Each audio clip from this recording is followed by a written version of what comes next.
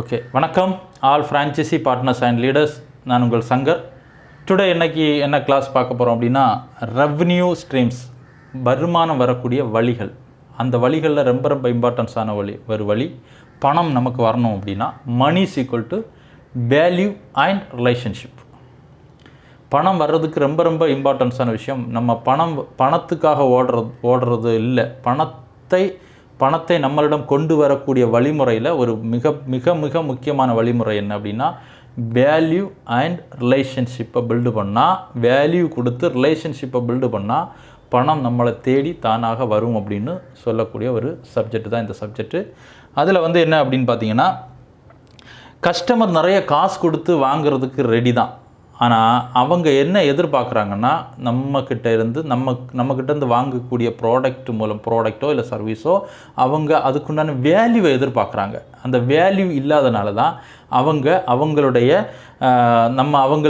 அவங்க வாயிலேருந்து ஒரு வார்த்தை என்ன வருதுன்னா, காஸ்ட்லி அப்படின்னு ஒரு வார்த்தை வருது அப்படின்னாலே அது அவங்க என்ன நினைக்கிறாங்கன்னா, நம்மளுடைய ப்ராடக்ட் அதாவது சர்வீஸு இவ்வளோ காசு இதுக்கு அதிகம் அப்படின்றது மாதிரி அவங்க ஒரு ஃபீலிங் உருவாகுது. அதுக்கு காரணம் என்ன அப்படின்னா, அந்த ப்ராடக்ட் அண்ட் சர்வீஸுக்கு இவ்வளோ நம்ம வேல்யூவை இன்க்ரீஸ் பண்ணாமல் இருக்கிறதுனால தான். இப்போ வேல்யூவை அதிகப்படுத்தும் போது ஆட்டோமேட்டிக்காக இந்த ப்ராடக்டுடைய காஸ்ட் கரெக்டு தான் அப்படின்ற ஒரு மைண்ட் செட்டில் கஸ்டமர் வருவாங்க.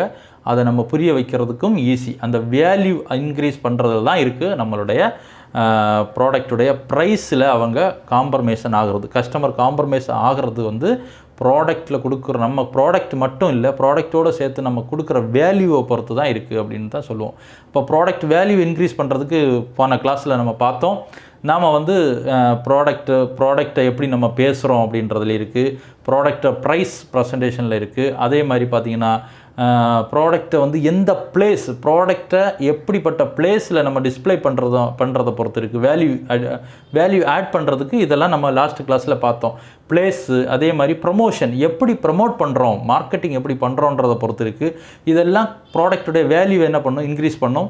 நம்மளுடைய ஆப்பர்ச்சுனிட்டியும் இதே போல் தான், சேம் ஆப்பர்ச்சுனிட்டியும் இதே தான். நம்ம என்ன பண்ணுறோம், ப்ரமோட் பண்ணுறதுல இருக்குது.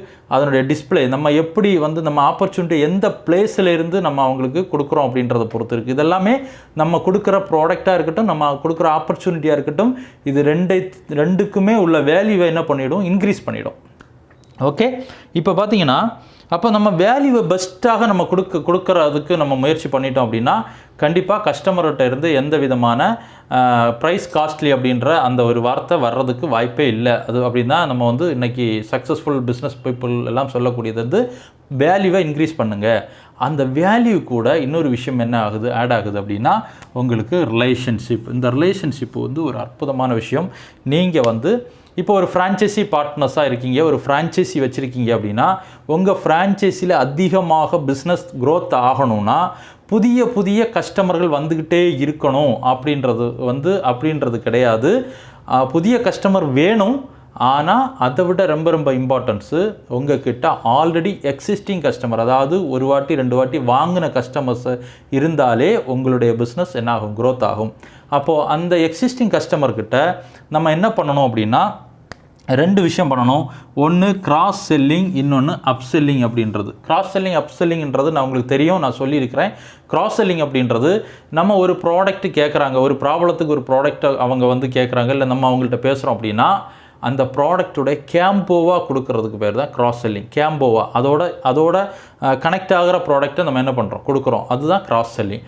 அப் செல்லிங்ன்றது, ஒரு ப்ராடக்ட்டை கேட்குறாங்க, இப்போ உதாரணத்துக்கு ஒரு கவாச் ப்ரஷ் கேட்குறாங்கன்னா அதோடைய வேல்யூ அதிகமான, அதோட காஸ்ட் அதிகமான 95 அவருக்கு ரெக்கமெண்ட் பண்ணி அந்த 95 அவர்கிட்ட பர்ச்சேஸ் பண்ண வைக்கிறதுக்கு பேர் தான் அப் செல்லிங் அப்படின்றது. ஏன்னா கவாச் ப்ரஷ் நல்ல ப்ராடக்ட் தான், அதை விட ஒரு படி மேலே உங்களுக்கு இன்னும் ஃபாஸ்ட் ரிசல்ட் கொடுக்குற ஒரு ப்ராடக்ட் அப்படின்னா அவர்கிட்ட நம்ம பேசுகிறதுக்கு பேர் தான் அப் செல்லிங். இந்த 2 விஷயமும் நம்ம எக்ஸிஸ்டிங் கஸ்டமர்கிட்ட நம்ம என்ன பண்ணணும், இந்த 2 விஷயத்தையும் பயன்படுத்தினா பிஸ்னஸ் ஃப்ரான்ச்சைசியோட பிஸ்னஸை என்ன பண்ணலாம், க்ரோத் பண்ணுறதுக்கு மிகப்பெரிய வாய்ப்பு இருக்குது.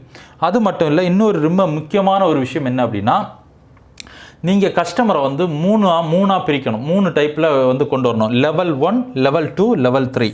Level 1, level 2, level 3. இப்போ பார்த்தீங்கன்னா லெவல் 1 அப்படின்றது நீங்கள் தனியாக வந்து ஃபில்லப் பண்ணி வைக்கணும். லெவல் 1 ஃபஸ்ட் டைம் கஸ்டமர், உங்கள் கிட்ட வந்து ஃபஸ்ட் டைமாக வாங்கக்கூடிய கஸ்டமர் எல்லாம் லெவல் 1.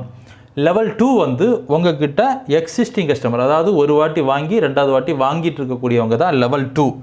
லெவல் 3 வந்து உங்ககிட்ட லாயலாக இருக்கக்கூடிய, அதாவது உங்ககிட்ட மட்டும்தான் அவங்க வந்து இந்த ப்ராடக்டை வந்து வாங்கிட்டு இருக்காங்க, எவ்வளோ, அதாவது உங்களோட லாயலாக இருக்கக்கூடியவங்க லாயல் கஸ்டமர் அப்படின்றது லெவல் 3. அப்போ நீங்கள் ஒரு கஸ்டமர் ஃபஸ்ட் டைம் ஒரு கஸ்டமர் வந்தார்னா அந்த கஸ்டமரை என்ன பண்ணுறோம் அப்படின்னா லெவல் 2க்கு எடுத்துகிட்டு போய் லெவல் 3க்கு கொண்டு வரணும். அப்போ லெவல் 3 அப்படின்றது லாயல் கஸ்டமர். லாயல் கஸ்டமர்ன்றது உங்ககிட்ட ஒரு 10 லாயல் கஸ்டமர் கிரியேட் பண்ணி வச்சுருந்தாலே போதும். நீங்கள் ஃப்ரான்ச்சைசி வச்சுருக்கக்கூடிய உங்களுக்கு ரெகுலராக நம்மளுடைய டீமில் சொல்லக்கூடிய பிஸ்னஸ் ரெகுலராக நடக்க ஆரம்பிக்கும்.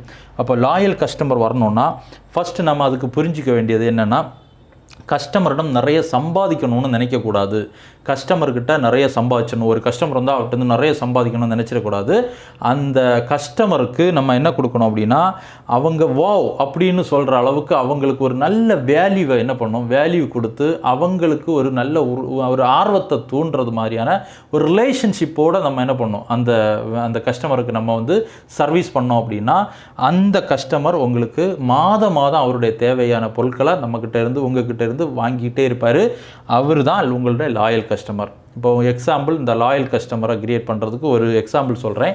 ஒரு டிபார்ட்மெண்டல் ஸ்டோர் இருக்குது அப்படின்னா அந்த டிபார்ட்மெண்ட் ஸ்டோரில் இருந்து உங்களுக்கு வந்து மாதம் உங்களுக்கு நல்ல குவாலிட்டியான ப்ராடக்ட்டும் ப்ளஸ் உங்களுக்கு நல்ல வேல்யூ கொடுக்குறாங்க, ப்ளஸ் உங்களோட நல்ல ரிலேஷன்ஷிப்பில் இருக்கிறாங்கன்னா உங்கள் வீட்டில் ஒரு ஃபங்க்ஷன் வந்தால் நீங்கள் எங்கே வந்து பர்ச்சேஸ் பண்ணுவீங்கன்னா அவர்கிட்ட தான் பர்ச்சேஸ் பண்ணுவீங்க. ஒரு வேளை நீங்கள் கேட்ரிங்க்கு வாய்ப்பு கொடுத்தா கூட கேட்ரிங் கார்ட்ட ஒரு ரிக்வஸ்ட் வைப்பீங்க, எங்களுக்கு ப்ராடக்ட் மட்டும் இங்கேருந்து வாங்கி பயன்படுத்துங்க. ஏன்னா அது ப்ராடக்டுடைய தரமும் அப்படி, அவருடைய வேல்யூ, அவர் ரிலேஷன்ஷிப்பு, அதை நம்ம என்ன பண்ண முடியாது, அவாய்ட் பண்ண முடியாது. அப்படின்றதுக்காக நீங்கள் கண்டிப்பாக என்ன பண்ணுவீங்க, ரெக்கமெண்ட் பண்ணுவீங்க. ஒரு வேளை அந்த டிபார்ட்மெண்ட் ஸ்டோருக்காரரு அந்த கேட்ரிங் கார்ட்டையும் வேல்யூ அண்ட் ரிலேஷன்ஷிப்பை பில்டு பண்ணியிருந்தார்னா யோசிச்சு பாருங்கள், அவருடைய பிஸ்னஸோட க்ரோத் எவ்வளவு ஃபங்க்ஷனுக்கு அவர் வந்து ப்ராடக்ட்டு சப்ளை பண்ணுவார். யோசிச்சு பாருங்கள், ஒரு வேல்யூ ப்ளஸ் ரிலேஷன்ஷிப்பை பில்டு பண்ணுறதுனால அவங்க பிஸ்னஸோடைய க்ரோத் எந்த அளவுக்கு மாறுது அப்படின்றது மாதிரி தான் நம்மளுடைய ஃப்ரான்ச்சைஸியில் வந்துருக்கக்கூடிய கஸ்டமர்ஸுக்கு நம்ம கொடுக்குற வேல்யூ அண்ட் ரிலேஷன்ஷிப்பை பில்டு பண்ணிடுங்க. நிச்சயமாக உங்கள்கிட்ட லாயல் கஸ்டமர்ஸ் வருவாங்க. லாயல் கஸ்டமர்ஸ் வந்துட்டாங்கன்னா உங்களோட ஃப்ரான்ச்சைஸி நீங்கள் மாதம் நீங்கள் அச்சீவர்ஸாக நீங்கள் 50,000, அதாவது 15,000 ரூபா பிஸ்னஸை வந்து மாதம் நீங்கள் அச்சீவ் பண்ண முடியும். இதே போல் உங்கள் டீம் வரும்போது அந்த டீமுக்கும் இதே மாதிரி level 1, level 2, level 3. Level 1 first time customer, level 2 existing customer, level 3 loyal கஸ்டமராக நம்ம கிரியேட் பண்ணணும் அப்படின்னு சொல்லி கொடுத்து உங்கள் டீமில் வரக்கூடியவங்களுக்கும் நிறைய லாயல் கஸ்டமராக ஒரு 10 லாயல் கஸ்டமரை கிரியேட் பண்ணி கொடுத்தீங்கன்னா உங்களுடைய பிஸ்னஸ் க்ரோத் ஆக நிச்சயமாக ஒரு மிகப்பெரிய அளவில் சக்ஸஸ்ஃபுல் பீப்புளாக நம்ம மாற முடியும். இந்த சப்ஜெக்ட் வந்து ரொம்ப இம்பார்ட்டன்ட் சப்ஜெக்ட்டு. நீங்கள் இதை பயன்படுத்துகிற மட்டும் இதை இம்ப்ளிமெண்ட் பண்ணி இதை நீங்கள் ரிசல்ட் எடுத்து நீங்கள் உங்களுடைய டீமோட ஷேர் பண்ணுங்கள். Okay, congratulations all franchisee partners. உங்களுடைய பிஸ்னஸ் க்ரோத் ஆகிறதுக்கு என்னுடைய வாழ்த்துக்கள். தேங்க்யூ.